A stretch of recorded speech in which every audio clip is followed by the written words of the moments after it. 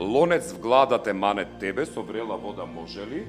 Шупка реден, плоча да те удри в глава, панко еден, каква граѓанска војна бараш, ти бре кој знае колку чотек имаш јадено, колку што си одвратен. Нетолеранција, говор на омраза, пропаганда, дезинформирање, лажни вести. Ова се најчестите проблеми при комуникацијата на социјалните мрежи. Македонија има ниска медиумска и политичка култура на социјалните мрежи, а за жал тие стануваат важни извори на информација за граѓаните. Ова се заклучоците од денешната конференција права и обврски при комуницирање на интернет, на која се говореше за тоа како се употребува и злоупотребува слободата на изразување на интернет. Најчести проблеми се разни видови на нетолеранција, во кои што доминираат политичката, верската или етничката нетолеранција. Потоа говор на омраза, кој е малку разводнет термин, кој што, како и лажни вести, сите ние многу работи ги нарекуваме говор на омраза, а ретко кој може малку да ги дефинира работите во својата вистинска форма. Дезинформирањето и лажните вести кои што се еден подтип на лажните вести. Значи, постои суштинска разлика помеѓу лажни информации, кои што се дезинформации, и лажни вести кои што се еден подтип на.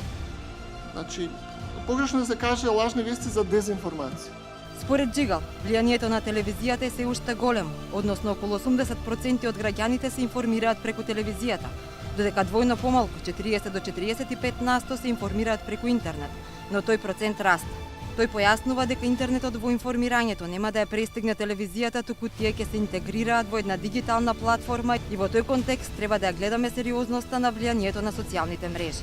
Комуникацијата произлегува од општеството, општеството е базирано на културата, така што мора паралелно да работиме и на планот на комуницирањето, таму да се решаваат проблеми, но и на планот на општеството и на планот на културата или да речем менталитетот вака на арапски.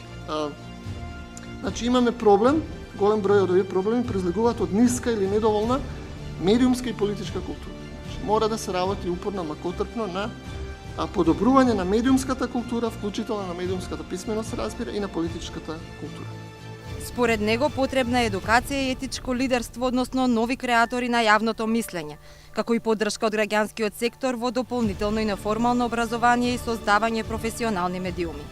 Билјана Петровска, директорка на МИМ, вели дека традиционалните медиуми ги обвинуваат на некој начин социјалните мрежи за своевидно монополистичко однесување и преземање на приходите од рекламирањето. Наголемо се шират дезинформации, невистините, лажни вести на социјалните мрежи, за кои, за жал, се уште не може да се најде ефикасен лек. А вчера собственикот на Facebook најави дека деновиве ја го направи јавно достапен и правилникот според кој на корисниците на оваа најпопуларна социјална мрежа ќе им објасни како всушност Facebook ќе постапува во справување со проблематичните содржини на оваа мрежа, оние кои што повикуваат на насилство, на расизам, на омраза, ширење на говор на омраза, што пак од друга страна го отвори прашањето за тоа колку може да и се верува на технологијата, на алгоритмите, во начинот на кој што ќе се справуваат со утврдување на тоа што е проблематично.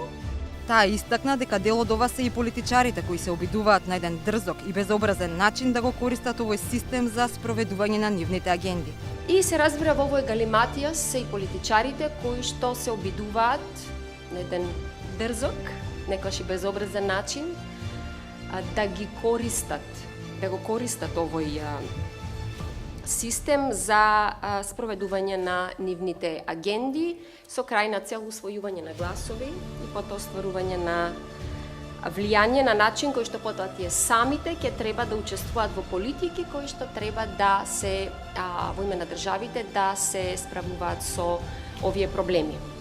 Според Надија Беларди, експертка на Советот на Европа за прашања поврзани со слободата на изразување, во дигиталните медиуми се случува своевиден информативен неред. Таа вели дека пропагандата од секогаш постоела, но сега се шири побрзо и е поштетно. Решенијата не може да дојдат од компаниите кои што добавуваат профит од овие активности, туку решенијата кон нив бараат многу покомплексен пристап. Друг проблем што го согледавме е дека новинарите, писателите и луѓето кои што се изразуваат се ослонуваат на интернет и на социјалните медиуми како клучни инструменти за нив, но тие исто така стануваат и цели на омраза, говор на омраза, меѓутоа и активности на омраза, дела од омраза. Колку повеќе се шири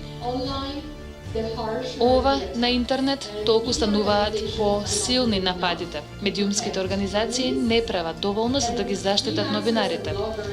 Фриленс медиумите, односно новинарите или пак блогерите немаат организации што стојат зад нив. Тука синдикатите би можеле да бидат корисни, меѓутоа и овде станува збор за нешто за личните компетенции на секое лице.